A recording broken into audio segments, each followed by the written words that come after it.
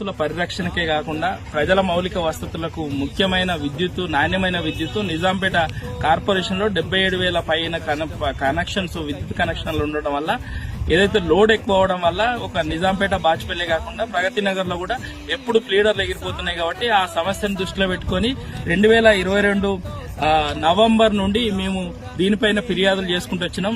బాచ్పల్లి నిజాంపేటకు ఒక 11/33 kV sub station, అదేవిధంగా ప్రగతి నగర్ కు ఒక సబ్ స్టేషన్ కోసం 2,000 గజాలు కేటాయించాలని పలుమార్లు మేము CDMA రఘుమారెడ్డిని, అదేవిధంగా TSPDCL కు సంబంధించిన SC మోహన్ గారిని కలవడం, అదేవిధంగా ప్రజావాణిలో పలుమార్లు ఫిర్యాదు చేయడం జరిగింది.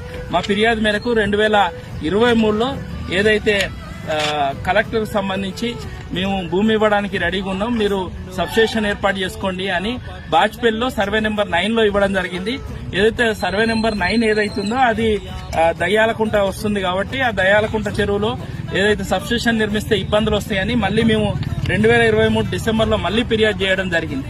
దానికి అనుకూలంగా 2024 చివర్లో కాంగ్రెస్ ప్రభుత్వం వచ్చినాక ఈ సబ్స్టేషన్ల ఏర్పాటుకు టెండర్లు పిలిచి ఇప్పుడు పూర్తయ్యే దశలో ఉంది. ఈ విధంగా ప్రజా ప్రయోజనాల కోసం ప్రజాస్తుల పరిరక్షణ కాకుండా ప్రజలకు మౌలిక వసతులకు ముఖ్యమైన విద్యుత్, నాణ్యమైన విద్యుత్ రావాలని మా ప్రయత్నం ఈ రోజు కార్యరూపం దాల్చబోతుంది. ఈ కార్యరూపం కూడా ప్రస్తుత ప్రభుత్వం పూర్తి చేస్తున్నందుకు ప్రస్తుత ప్రభుత్వానికి కూడా ధన్యవాదాలు చెప్తున్నాం.